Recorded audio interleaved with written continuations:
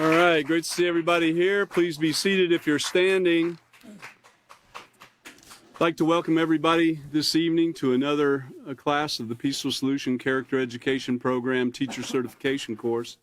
And to remind you that what we're doing here is learning to be teachers of the Peaceful Solution and learning how to present things to our students in a way that they'll understand. Sometimes it takes a little bit of time, too. As you'll notice here in the self-control book, we've been in it for quite some time. And especially on this last section, talking about the environment, self-control and the environment, we've been there for a little bit. And part of the reason why is because of the misconception that all pollutants are, something that you'd use in your washing machine or spray on your yard or something like that. It goes far beyond that. We are going to be focusing tonight on, continuing on where William left off in the last class.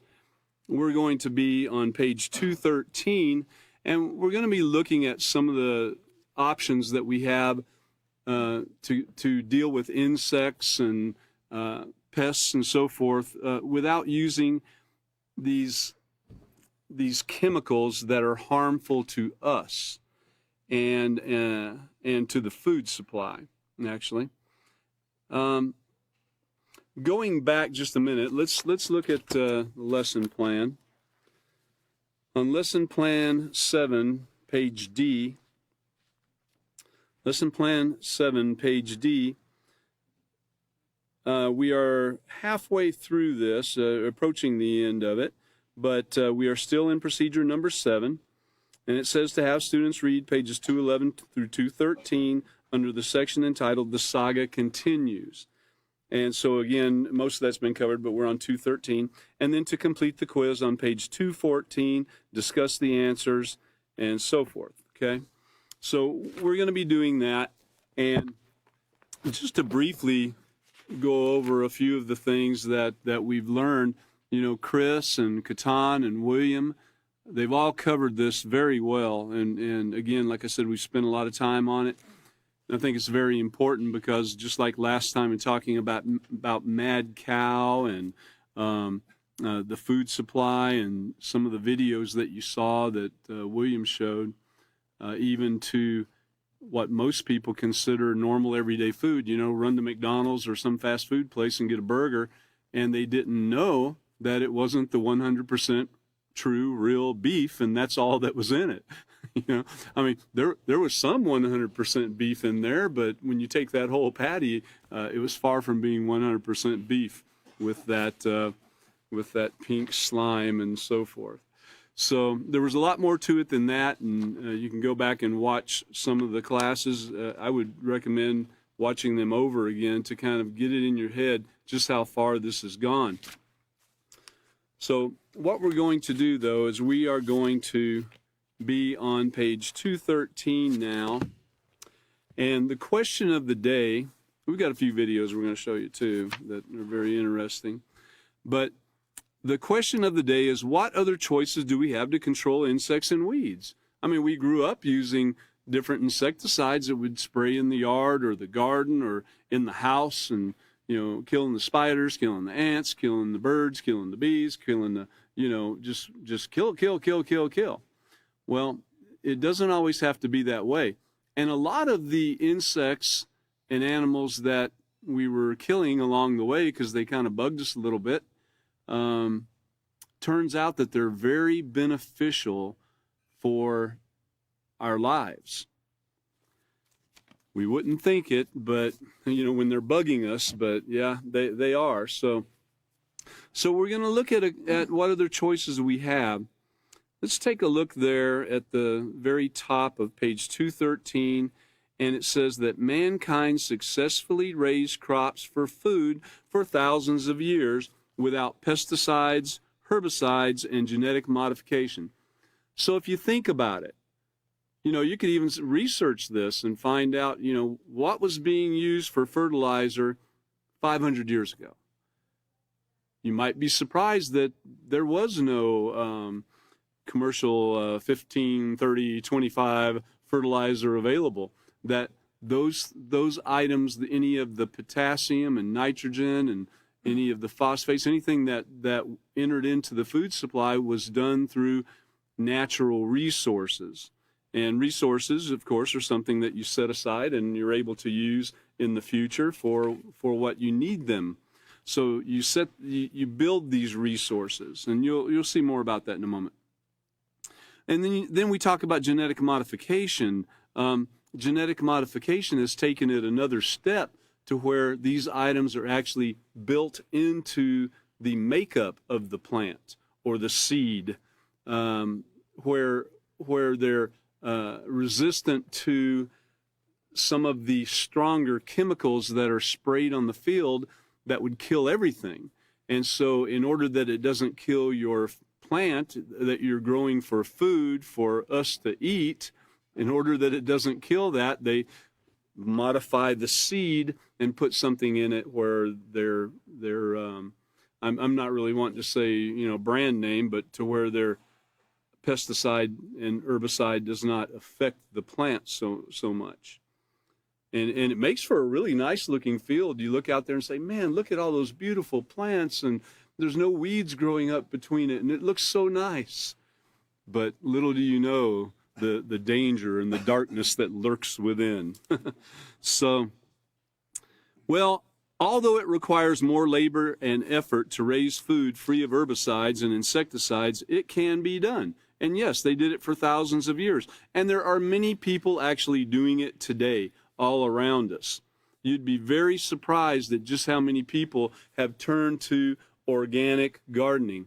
And really, I don't know even if we can truly call it true organic, because to go back to a day 500 years ago from where we are today with all the technological advancements and so forth, would be very hard to do.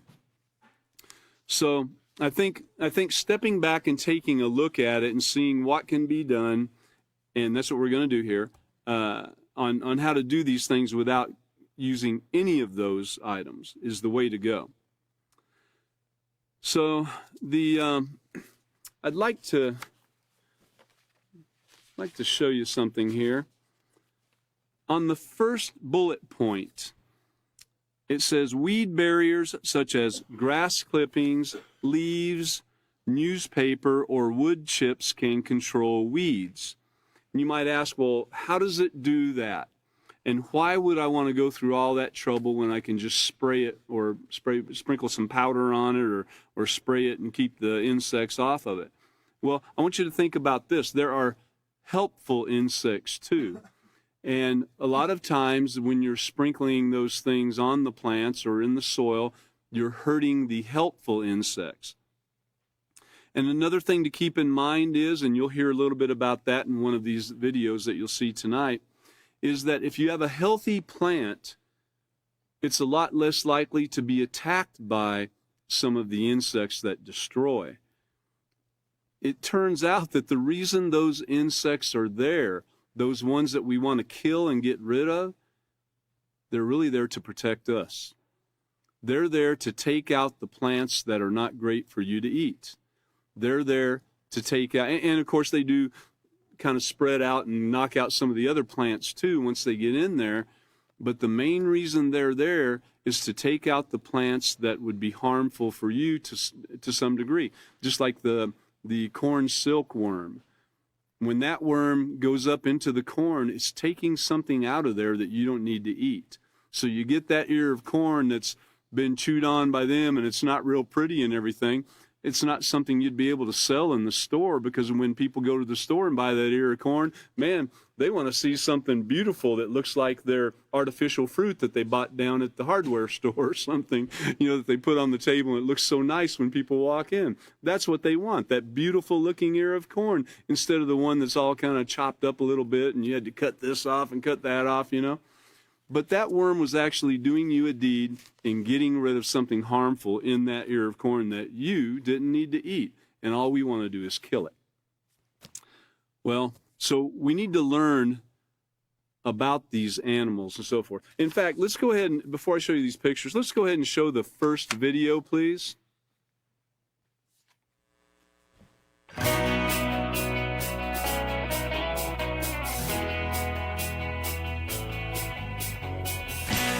Hi, I'm Charlie Nardozzi of the National Gardening Association. Today I'd like to talk to you about organic vegetable garden pest control.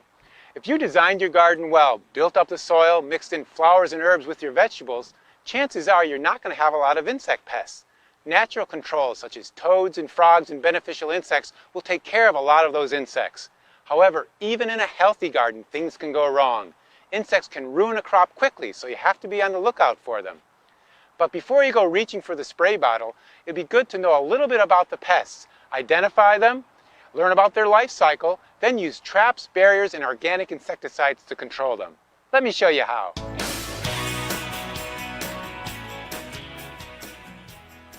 First, you want to identify if it's a pest that's causing the problem. Animals, disease, and weather can cause similar kinds of damage. Check on the undersides of the leaves for the pests and see if you can find them there. Once you find out who's causing the damage in your garden, you can do a little research about your bug. Find out what kind of plants they like to eat and also about their life cycle. Once you understand their egg, larval, and adult stages, you'll better know when to control them. If the pest is a persistent one, you might want to consider not planting that vegetable next year or planting a resistant variety. One of the most effective ways to control pests in a small garden is to handpick and crush the eggs or the adults. If that makes you squeamish, you can take a pail of soapy water and just knock the pest right in there. It's best to pick the beetles in the morning while they're still sluggish. If you do it consistently over time, you'll eventually reduce their numbers. If you have a lot of insects, you can pay your kids a penny a beetle. They'll get rich and you get rid of the beetles. If hand-picking the pest isn't enough, you can create a barrier over your crops to prevent the insects from laying eggs. I like to use a floating row cover. This lightweight, cheesecloth-like material lets air, light, and water in, but it blocks the pests. Plants grow really well under here, especially things like lettuce, beets, and beans. Anything that doesn't need to be pollinated by insects can be grown under a floating row cover. You can lay the row cover directly over the plant or put it over these wire hoops, creating a nice tunnel. The only thing you have to keep in mind is to check underneath the row cover periodically to make sure no pests have snuck in. If barriers aren't practical, there are a number of other organic pest controls on the market that are safe for the environment and targeted towards specific pests. Here are some of the best ones to try. Before you spray, you should trap. Japanese beetle traps are great for that persistent beetle, and yellow sticky cards are good for aphids. Just be sure to follow the directions as far as the right location and placement of the traps. Insecticidal soaps are a great insecticide to use for soft-bodied insects such as whiteflies, aphids, and mealybugs, but you might have to reapply it a number of times to be effective. Bt, or Bacillus thuringiensis, is a bacteria that controls a specific number of pests. You want to get the right form of Bt for the pest you have. It controls cabbage worms, Colorado potato beetles, and squash vine borers. You want to spray it in the evening and also when rain is not in the forecast. Neem oil is derived from the seed of a tropical tree that grows in India. It's very safe and it controls a wide range of pests, including Japanese beetles, cucumber beetles, Mexican bean beetles, and squash bugs. Neem oil won't necessarily kill the pest, but it'll deter their mating and feeding. For more information about specific pest controls in your garden, go to our pest control library at garden.org.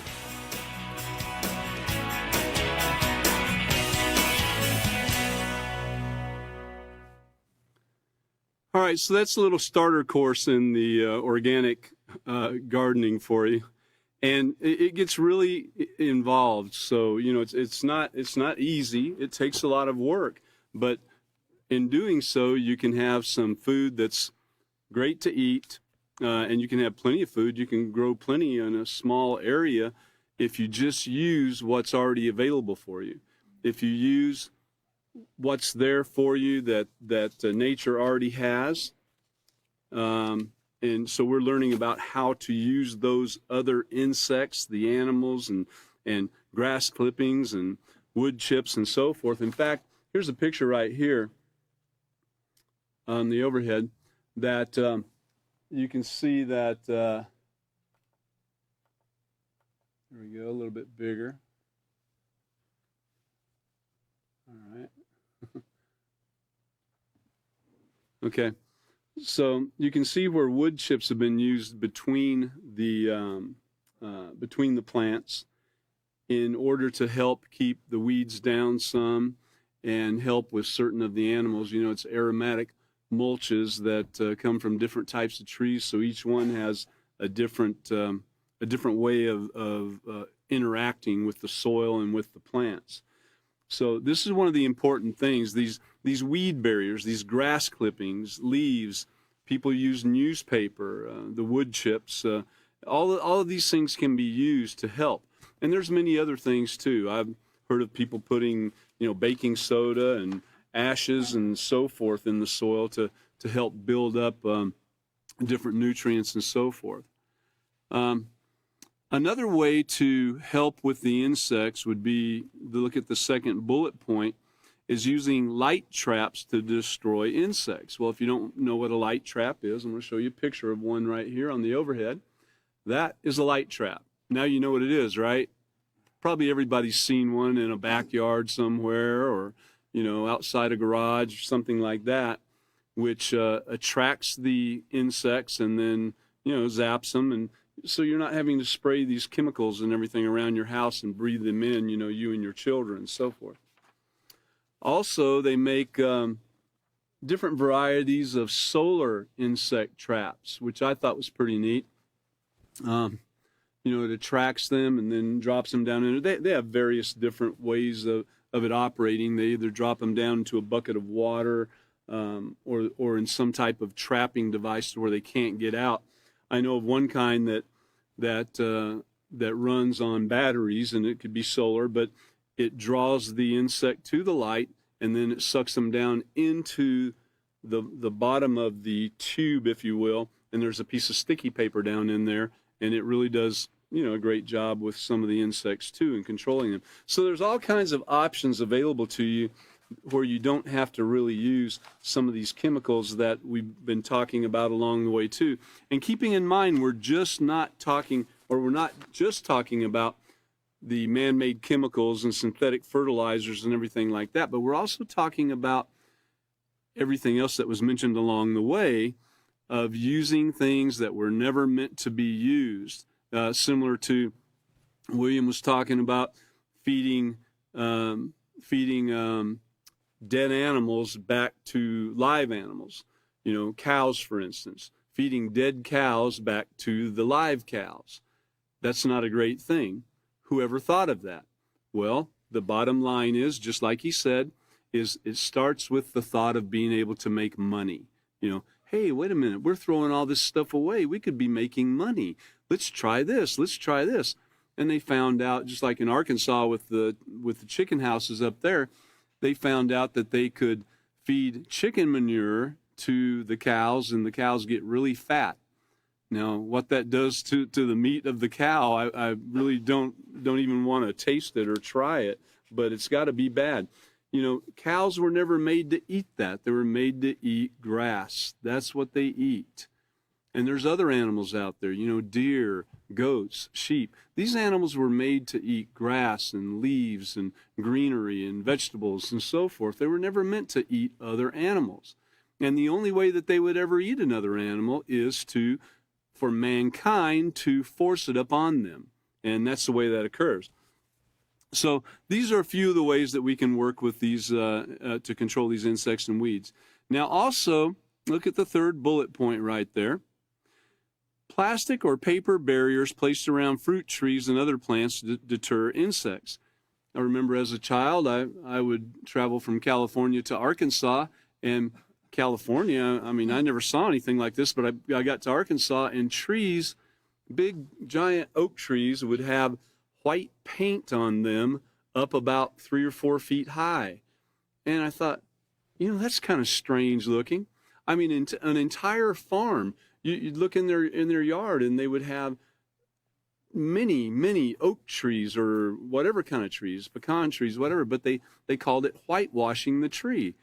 And I thought that was a very strange thing, but it was to help control the insects. And then one time I saw something similar to this picture right here on the overhead.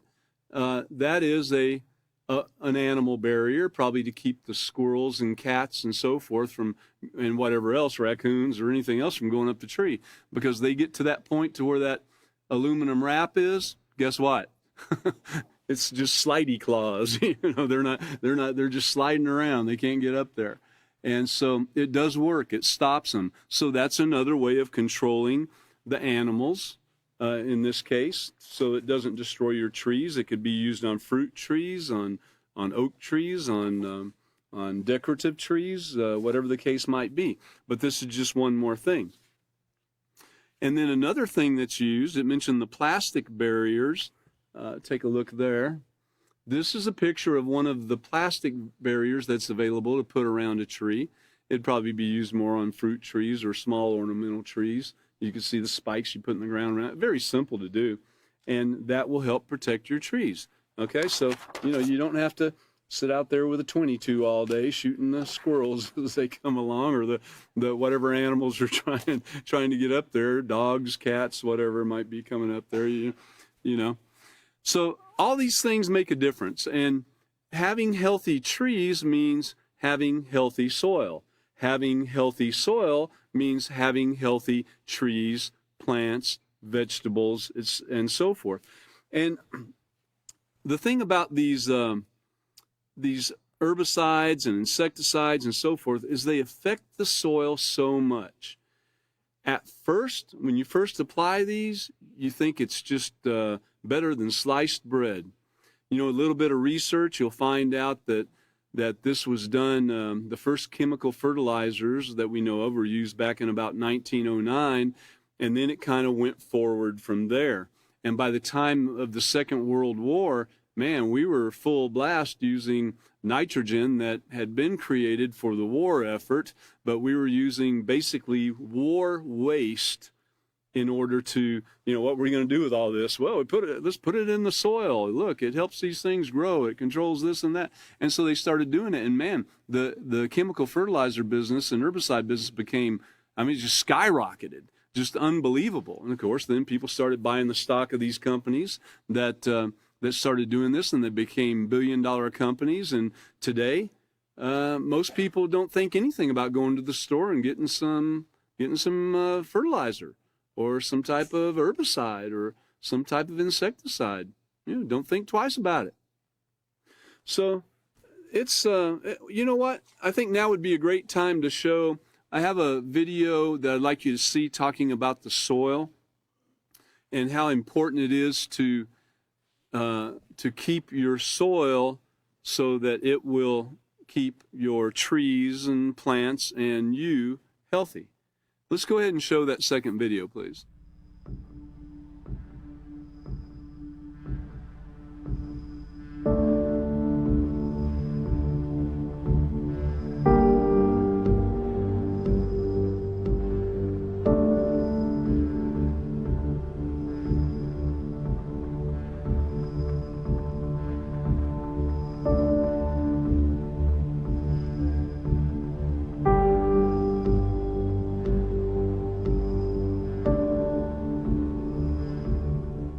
Healthy plants need healthy soil for healthy growth. To be able to precisely absorb what plants need, the soil needs to contain minerals and the necessary soil life. Research shows that the widespread use of synthetic fertilizer leads to soils that no longer have the required biology for healthy plant growth. Fertilizer comes from a time in which there was no understanding of the long-term effects on the soil. For farmers, fertilizer was a miracle. The harvests doubled, and growers were able to provide the required food for a growing population. But now, after years of using synthetic fertilizers, the effects on soil quality are apparent. Increasingly, it is seen that fewer nutritional minerals remain in the soil, resulting in plants that quickly become weak and diseased. They are no longer protected by bacteria and fungi, but instead are attacked by them. As well as this, using fertilizer means that these days, farmers need to plow deeper as the ground becomes quickly compacted. This is a costly business for farmers and is disastrous for the soil. There is a better way. It is not widely known, but the roots of plants are able to develop more easily in an environment rich in old roots. Here you can see the current plowing method, in which the soil is turned to 25 centimeters. This means that the plant really struggles to reach the thousands of passageways that other plants have created with their roots. They often don't even reach through the plow pan, which is caused by plowing the land with heavy machinery. A surface cultivation method can offer a solution to this.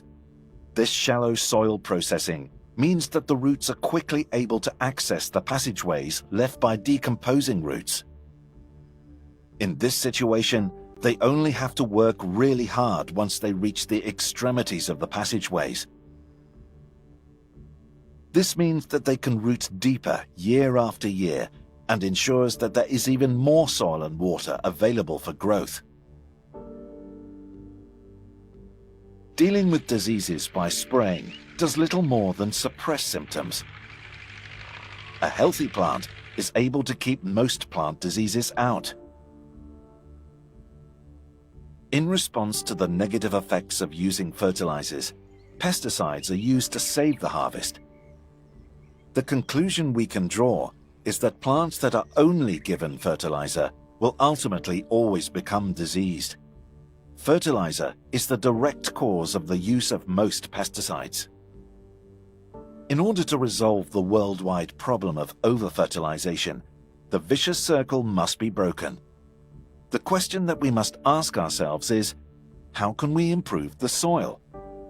The answer is surprisingly simple, but requires some explanation.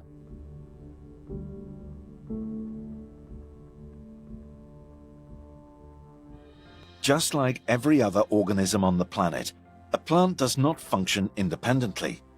Health and growth depends on a partnership between specialist bacteria and fungi. Plants, fungi, and bacteria form a wonderful system based on trading products. How does it work? Fungi and bacteria supply nutrients from the soil that would otherwise be hard to reach. In exchange for this, plants supply sugars in the form of glucose. To explain this system, we will explain bacteria and fungi separately.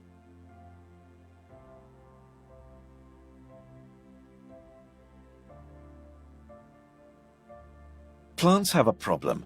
Their fine absorption roots have a limited capacity. They only use 4 to 7% of the soil volume and are, on average, not thicker than a hair.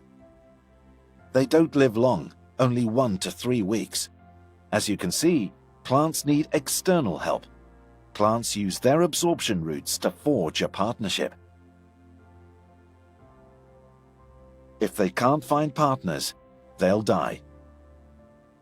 If they succeed, it's the start of a beautiful relationship. From now on, a symbiosis can be created. Minerals are hard to mine from the soil, but rhizobacteria are specialized in this process, particularly when it comes to releasing phosphate, which is very important for the plant. These bacteria also carry out countless other important tasks, including one which is very special. Rhizobacteria form a sort of natural defense system around the roots. Anything attacking the plant is kept outside by the physical presence of these rhizobacteria. They ensure that there is no room for disease-causing bacteria. They have their own interest in this because the plant provides them with food. However, the bacteria also need help. They are not travelers. The bacterial colonies do not move back and forth from minerals to the roots. Most minerals found in soil are located outside the reach of the roots, and therefore also out of the reach of rhizobacteria. These can only live near the roots. As we have seen before, the zone of absorption is therefore very limited. Mycorrhizal fungi are able to drastically increase this absorption capacity. It may sound like a modern development, but it's not. The fungus has always existed, but due to modernization, its role has been neglected. Due to many years of using synthetic fertilizers, mycorrhiza is only very sporadically found in agricultural soils. Mycorrhizal fungi have always lived in symbiotic relation with the plant roots. Mycorrhizal fungus forms a living connection within the roots and creates an absorption and transport system. This is essential for healthy plant growth.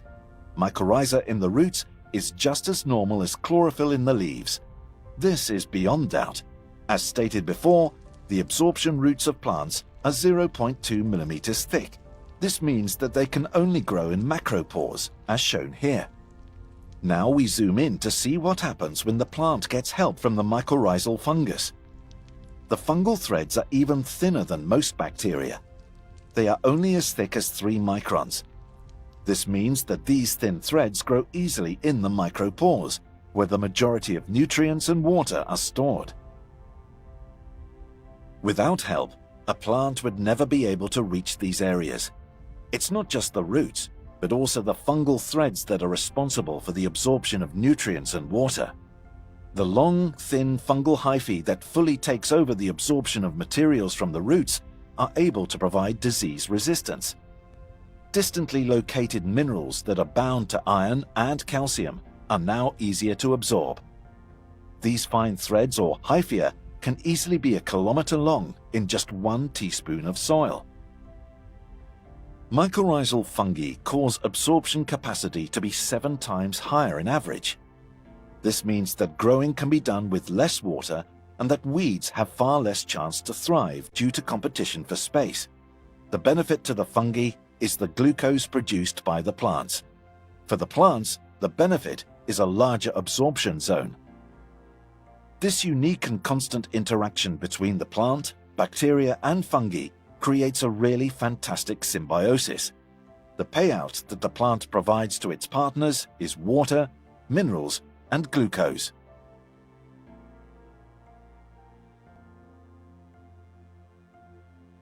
The partnership between soil and roots requires healthy soil biology. Healthy soil contains organic matter from dead leaves, dead roots, and dead animals. This dead organic matter is broken down in nature by soil life to become humus. This creates a great deal of food for soil life, and the soil retains plenty of CO2. Years of using fertilizer has caused the humus to disappear from agricultural land. You could think of humus as the battery of the soil. It's where the energy is stored, the energy that the soil life needs to do its work. Without the humus, it is almost impossible to achieve natural soil recovery. It has long been thought that nitrogen fertilizer stimulates the soil life as more bacteria are able to grow. But to maintain their carbon-nitrogen balance, they are compelled to consume more organic material, which then enters the atmosphere as CO2. The symbiosis between plant, fungi, and bacteria is not only a great partnership, it is absolutely vital. Without these transformers of organic material, we would all perish in excess organic material. Returning to the question we asked previously about how we can improve the soil, the answer must be, ultimately, plants improve the soil on their own. They do this through the symbiosis between plants, bacteria, and fungi. Plants are really the only soil improvers. Here we can see a clear difference between an absorption system without and with mycorrhiza fungi. The plant on the left is entirely dependent on the pH value of the soil and the supply of minerals. The plant on the right has roots that are able to optimally self-regulate the pH level and absorption via mycorrhiza fungi. This results in a healthy absorption that works perfectly with organic fertilizers. Using this natural system, we will achieve healthy soil that in turn brings healthy plants that can produce healthy fruit and vegetables. The way we deal with our soil has a direct effect on the emission of CO2 and the nutritional value of our food. Okay. So, did you hear that? Fertilizers. They're the top reason that you have to use pesticides. Did everybody catch that? Really? You mean the fertilizers that I put on there for my plants to grow? And I put it on there for that reason, and then it causes me to have to use these pesticides? It is a vicious circle. You know, the more you do, the more you have to do. The more you do, the more you have to do. With commercial farmers, it's the same thing. They use the genetically modified seeds, and then these seeds are made to where they have one life. You know, they grow, and then the plants do not produce seed. A lot of them, they don't produce seed, and so therefore they have to go back and buy the seed again. Then they have to go buy the pesticide and herbicide again, and then they have to buy the seeds again, and it's just an ongoing cycle. And so this whole system has kind of taken over the agricultural world. In fact, I've read about in some foreign countries, I think India was the most prevalent cases of farmers committing suicide because they couldn't provide for their family anymore. You know, for generations, they saved the seeds. They grew crops, and then they saved the seeds for the next year to grow more crops. And it was a cycle like that, and everything was fine. And then came along the fertilizers and the pesticides and so forth. So that video talking about the soil, you know, you can rebuild the soil, even though the soil's been drastically just torn up everywhere. It can be rebuilt, but it does take a lot of effort to do so. The bacteria, the fungi, you heard that? You saw the pictures that comparing the root system of the plants that were just focused on doing things in a natural or original way rather than the fertilizer and pesticide way. It was much more healthy and beneficial and lively, had much more nutrients, you know. So this is something to keep in mind. I'm going to read this a couple short articles to you. I have one article here called The Impact of Synthetic Fertilizer. Why are synthetic fertilizers bad?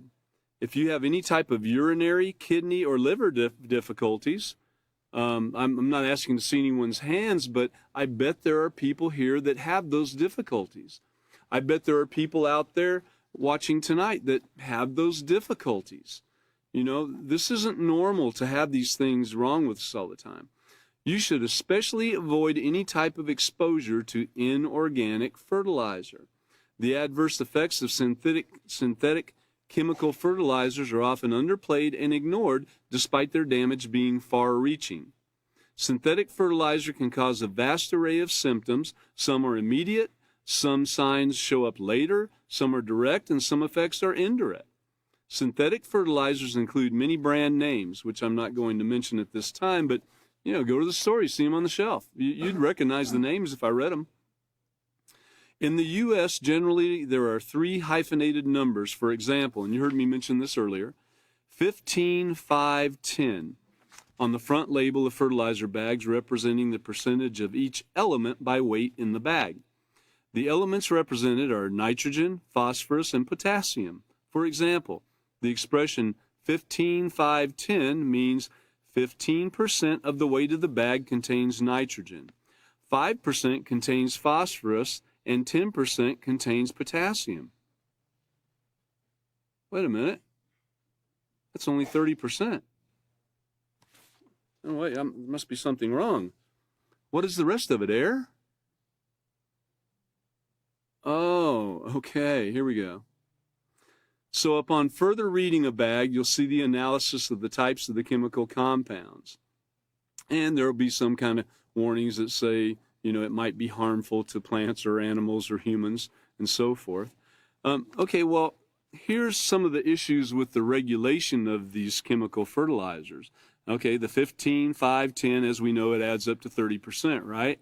So what else is in the bag? Well, it's not disclosed.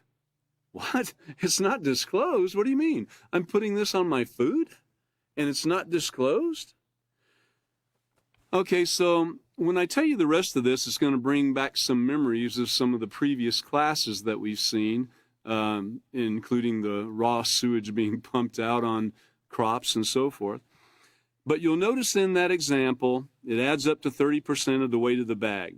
What's in the other 70% of the bag? Not disclosed. It can be just about anything, including industrial waste. Industrial waste? Really? Some things this mysterious 70% could contain are clay, sand. Oh, well, that doesn't sound too bad. Sawdust. Okay. Perlite, rice hulls, calcium carbonate, corncob grit. Okay. Limestone. All right, well, you know. Uh-oh. Sludge. Slag. Sludge and slag. Now, this is the other 70% of the bag. We're only talking about 30% that has the nitrogen, phosphorus, and potassium, right? So you got all these other things in there. What's it doing to the soil? What's it doing to your food supply? Well, I think we already know. If you go back and watch some of the previous videos that showed some of the issues that come from using human waste and all this on your crops, and what it all amounted to was money. Every time that you go back and the end result was, well, we were able to sell something that we previously threw away and had a problem getting rid of. Just like these wasted munitions and so forth, the ones that weren't used in the war, a lot of it comes from there. But most people would be skeptical to believe that toxic residues from industry would be used to fill up a majority of a bag of synthetic fertilizer, that it would even be allowed. But it's actually widespread. An independent study tested fertilizers from 12 states for 22 toxic heavy metals. Wait a minute. I didn't read about any toxic heavy metals being in that bag. Well, they found that they contained high levels of these toxic substances. Of the 29 fertilizers tested, some were major and popular brands, and this is what it had in it. Here's your other 70% that goes along with the potassium and everything, okay? Lead, mercury. Oh, we're starting out really, really great.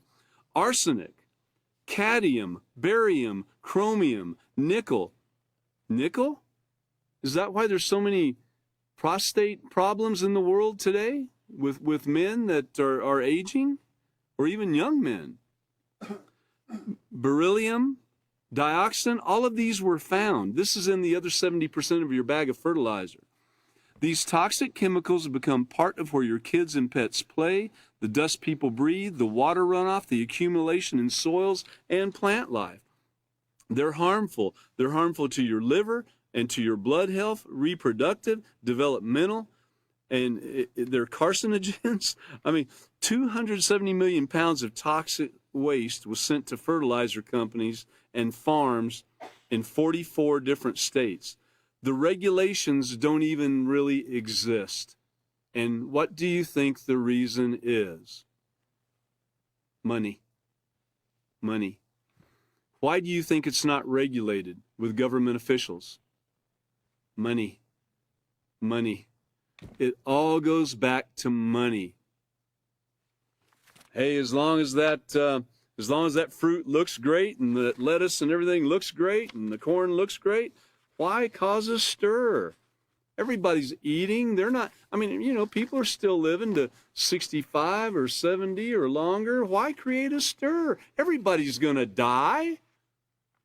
Well, okay, so the organophosphate's a common but deadly pesticide. We're just going to hit this just shortly here. The pesticides blamed for killing at least 25 children in India are widely used around the world, including the United States. And health experts have raised safety concerns about this in the past, but it's gone nowhere. Known as organophosphates, the pesticides were developed in Germany in the 40s and soon became an important defense against agricultural pests. They're very effective and pose a minimal environmental problem, said a toxicologist at the University of Washington in Seattle. A serious downside, however, is that they also happen to be extremely toxic. They're considered junior-strength nerve agents because they have the same mechanism of action as nerve gases like sarin gas. Really?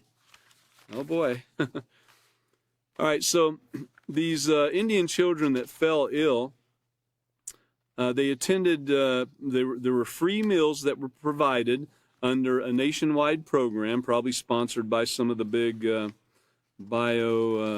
genetic companies, I would think. But the swiftness of death in some cases, hours after exposure, suggests the dose would have been quite high, because within hours, some of these children died. Organophosphates are so toxic to humans that the U.S. Environmental Protection Agency has taken steps to limit their availability to the public, to use at your house. It's okay to use on a corporate farm because these people know how to deal with this and how to put it in the soil in the proper ratios and so forth, and they know to wear the protective equipment so they don't breathe it in and so forth. But we're looking at limiting it so people can't use it so much at their house. Really? Why can't these agencies get together? Well, what does it all come down to? Money. All right? So there's some reasons that when this money comes up, if you haven't been taught the Peaceful Solution Character Education Program, you can be easily swayed.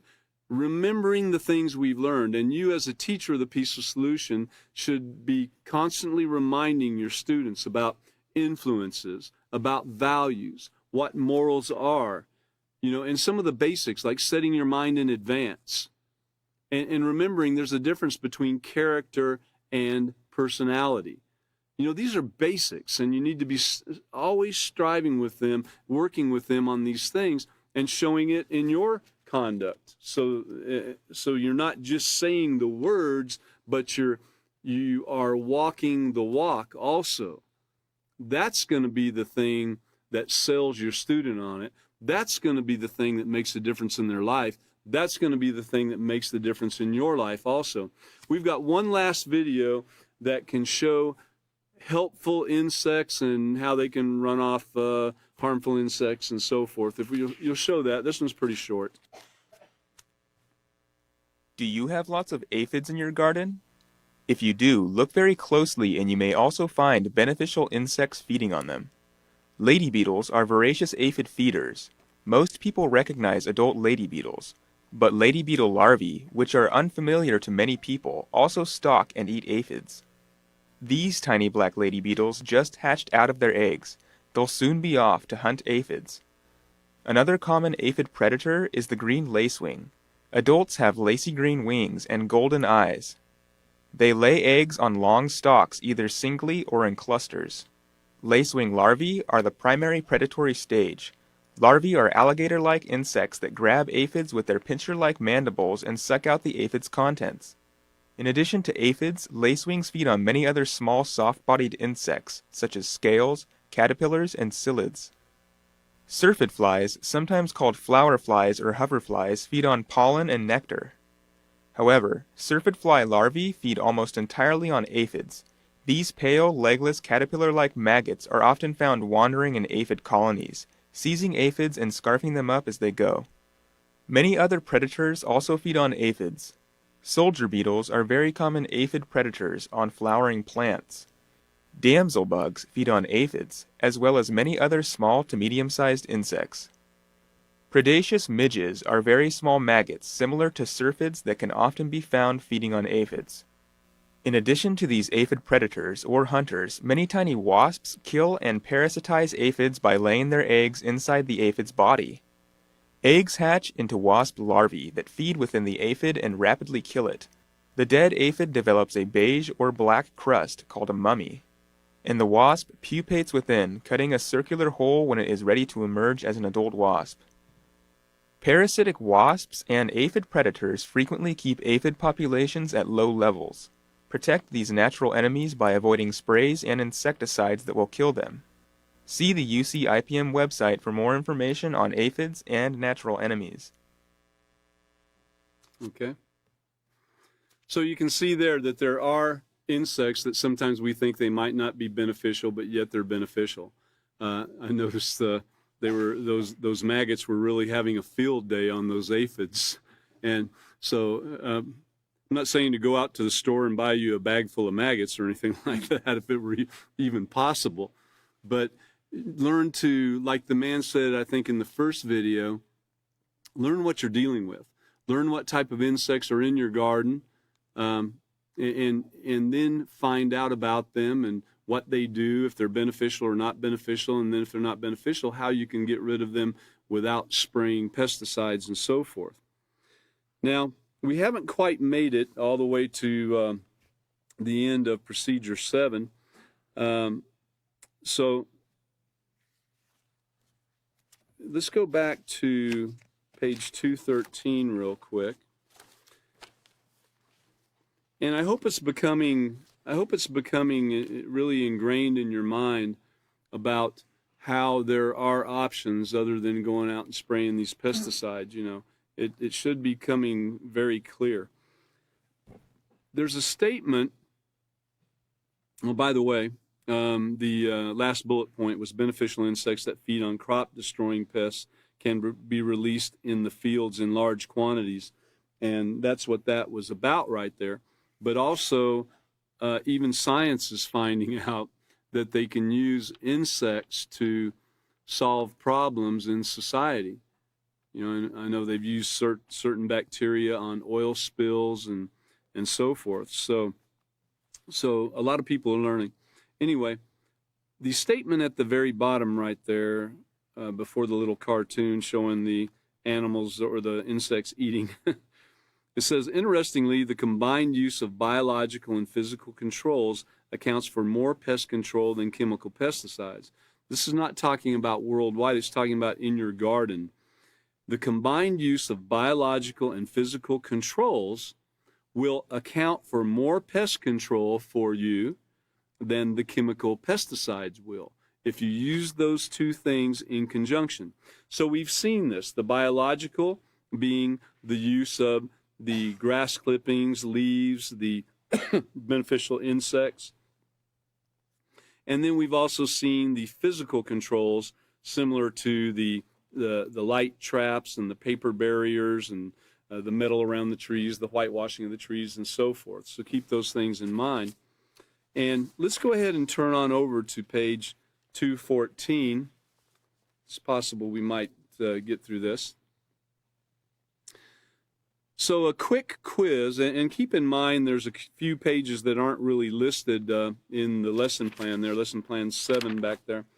It doesn't list page 215 or 216, which we'll be going into also. It's needful things that are there, but they're just kind of in between the section.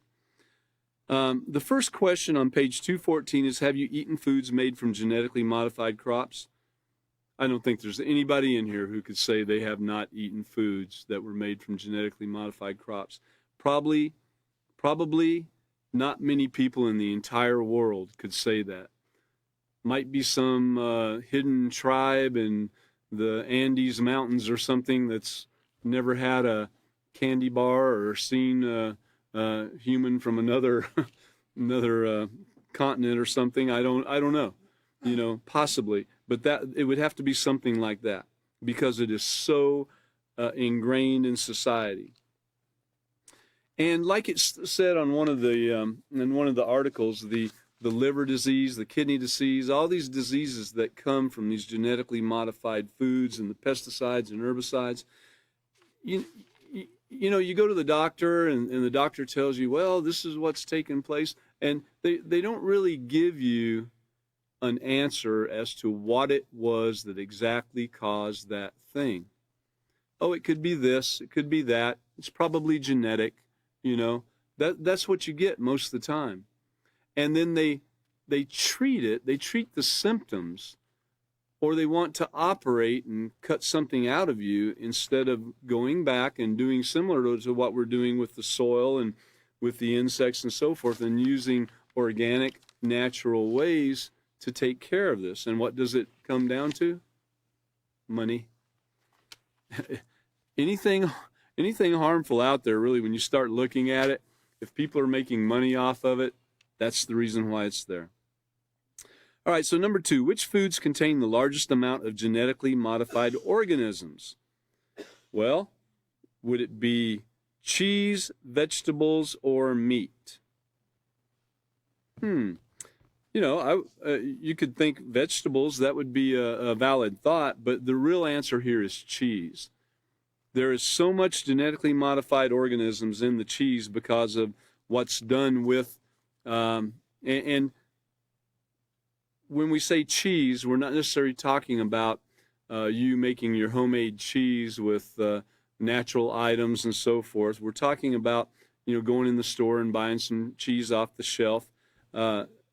Most of the cheeses have more genetically modified organisms than any other thing in that or anything else on the list right there. So, and it goes back to the milk that's used. It goes back to the cows and what the cows ate or the goats ate or the sheep ate or wherever this milk came from. So what are the current benefits of genetically modified crops? Let's start there at the top. They improve farm profitability and make some farmers' jobs easier. Okay. B, they allow farmers to greatly increase the amount of crops produced. Okay. C, they improve convenience for consumers by creating foods with longer shelf lives. Okay. D, they improve the nutritional quality of foods. Oh, I couldn't choose that one. E, they cause less damage to the environment than conventional chemical-intensive agriculture. Oh no, couldn't choose that after looking at what we've seen tonight in the past few classes, right? But I would say A is probably the best answer for that because it does improve farm profitability and make some farmers' jobs easier until, several years later and they're having to spend it all and spend all their time in working the pesticides. Let's go ahead and go to number 4.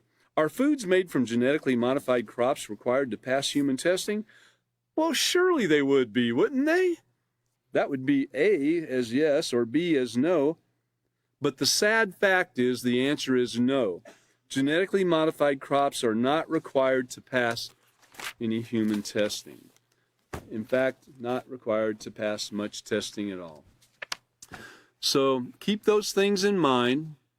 And you as teachers in training, remember that getting the message across to the students fully and completely to where they can completely understand what's being talked about is an important thing, even if it takes a little while, okay? Which we've seen in this last chapter. It has taken some time. We'd like to invite everybody that's here and everybody out there watching on the internet, of course, to join us again on Sunday, the 27th at 5:30 p.m. And Chris will be the teacher. That's the plan anyway at this time. And he'll be continuing on page 214 and on, and probably be able to close out this chapter at that time. So we look forward to having you here again. We hope that you can make time in your busy schedules to be here. And thank you, everybody, for coming. All right, appreciate it.